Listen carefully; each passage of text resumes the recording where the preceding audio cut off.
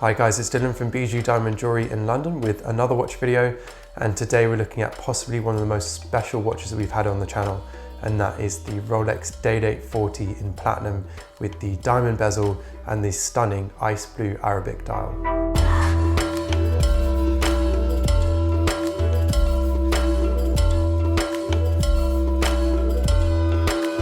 As with all my reviews, let's go back in time now and take a look at the history of the Day-Date. We're also going to take a look at the history of Arabic dials as well for Rolex, because that's a really special part of this watch, of course. It's the centerpiece of this watch. So we're going to start with the history of the Day-Date. Day-Date was released in 1956, and it was aimed straight away at a higher end audience, a much higher end client than Datejust or other models that they had in the collection at that time, Submariner, etc. It was only available in precious metal. It was obviously a more complicated watch compared to their other watches at the time, featuring the date and day window. It was set in a more traditional bracelet and case shape, a much more classic style at 36mm as well, case size. It was often worn as well by quite high-ranking individuals publicly too, most notably presidents, and so kind of nicknamed that watch the presidential watch in a way as well.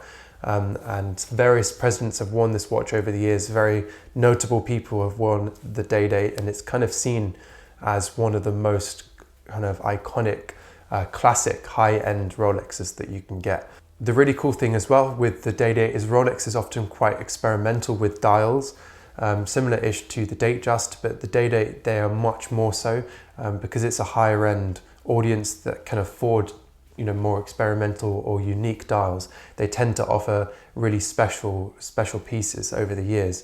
Incredible light blue dials made from rare stones, wood dials, really rare stuff that actually is done in such limited numbers, and the rest of the collection just doesn't see that. So it's a really cool line, the Day-Date line. Many different iterations over the years. Rose gold was introduced and phased out, but a really special piece in the Rolex collection and always will be.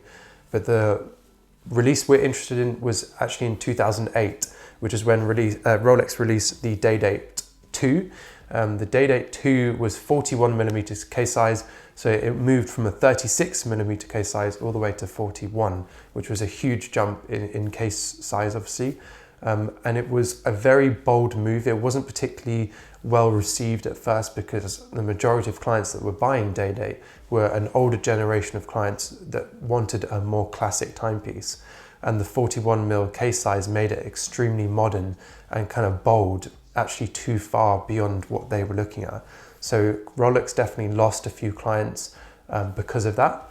But they also gained lots too. It worked perfectly for the pop culture audience at that time, new money, kind of up and coming money that wanted to be able to show their wealth. And of course, the Day-Date being only available in precious metal was the ultimate way that you could show not only can I afford a Rolex, but I can afford the most expensive, most luxurious Rolex you can buy.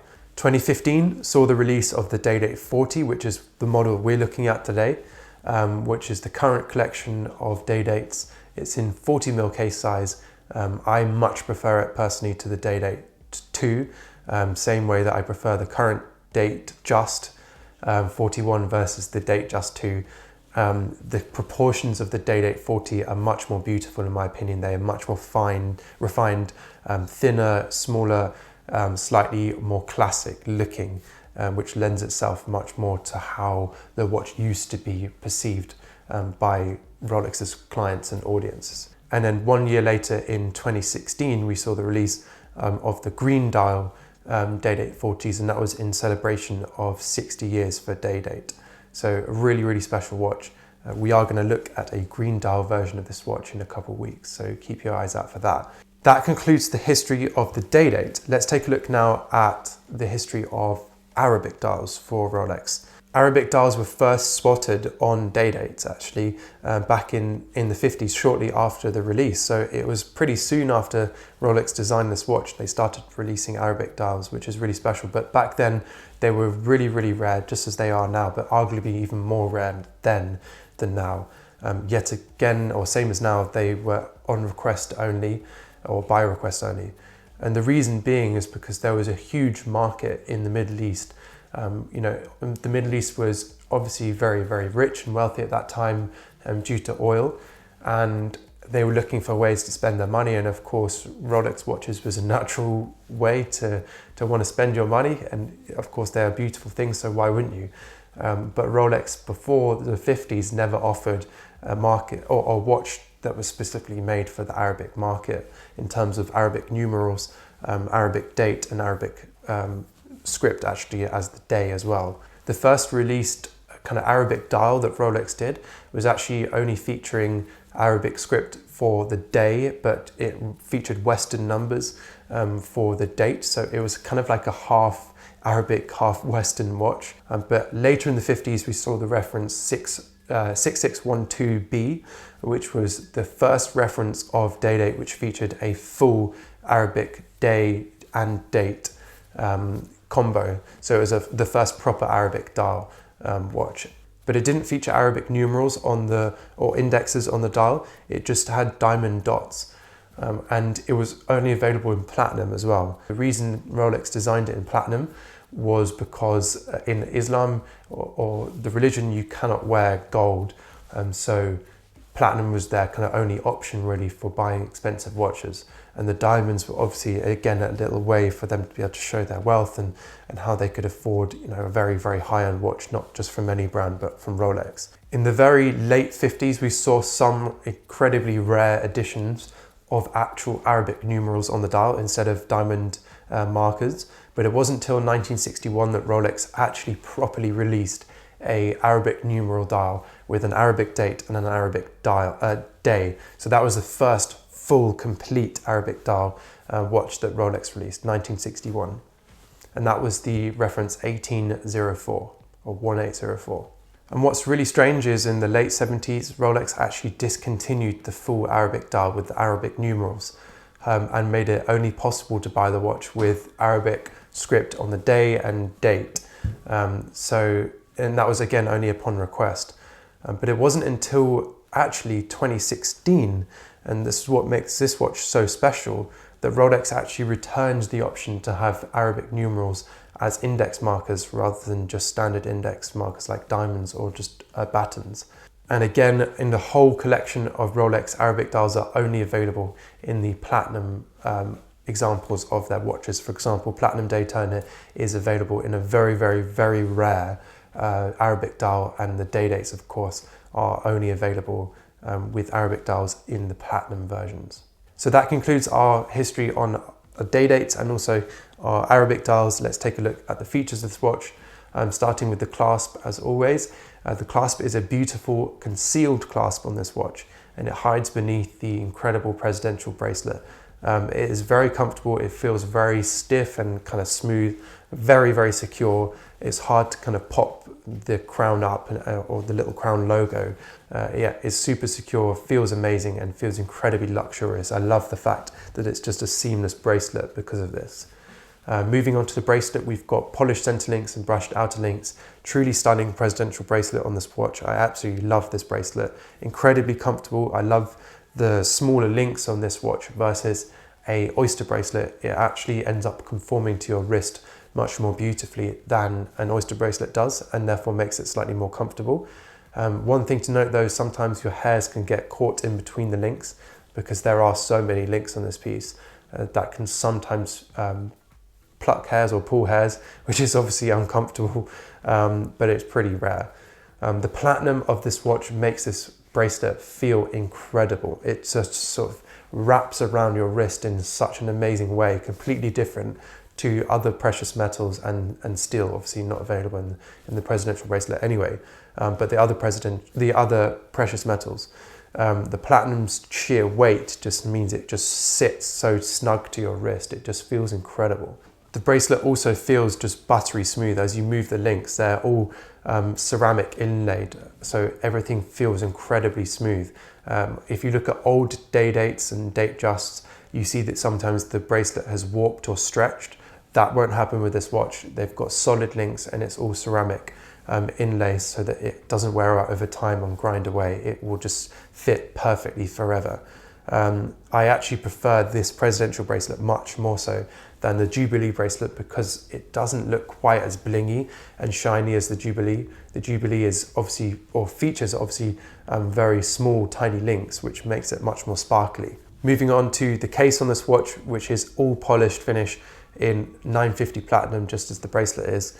Absolutely stunning case. The case is so elegant and smooth and just so, I love the lugs, how they just swoop perfectly away from the crown and the edge of the case and swoop around, kind of just hugging that bezel. It's just it's almost the most perfect case shape. It's just lovely. It's quite shallow as well, so it fits more like a classic timepiece, which is lovely too.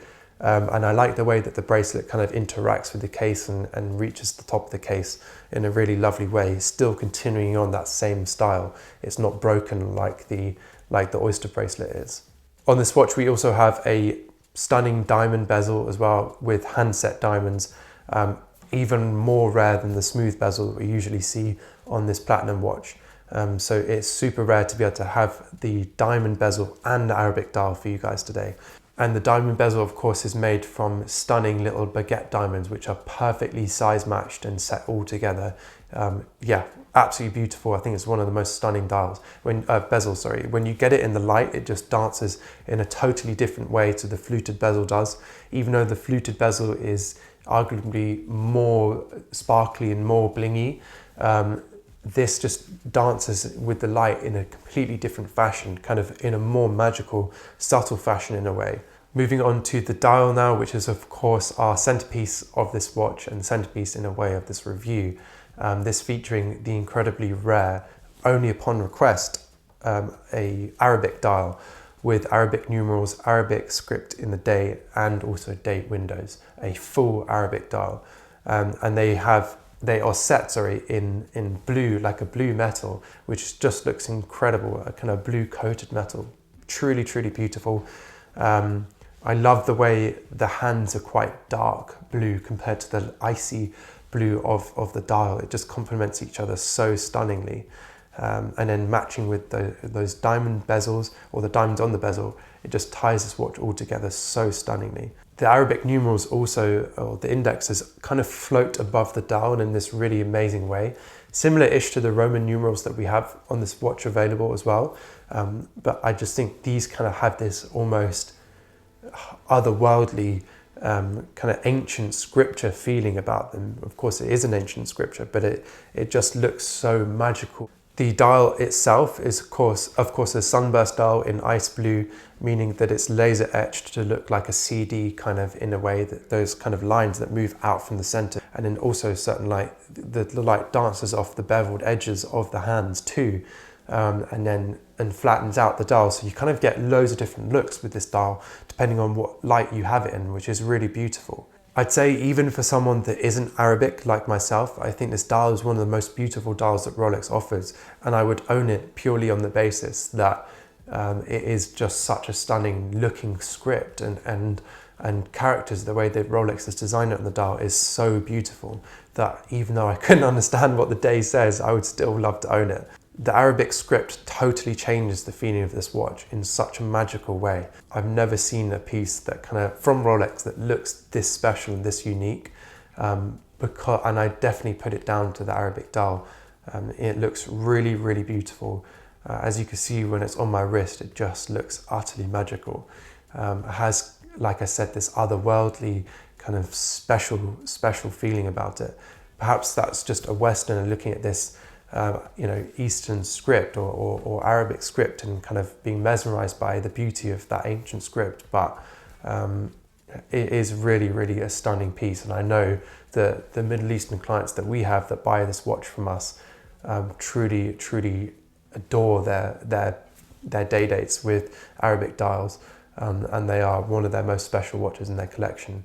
And of course, the fact it's in platinum is a real nod from Rolex, a respectful nod to Islam and the traditions of Islam, and making sure that it's not a gold watch, but you're still able to show your wealth and enjoy a high-end luxury timepiece that is built, machined, crafted so beautifully and designed with such fine, beautiful detail like this Arabic dial.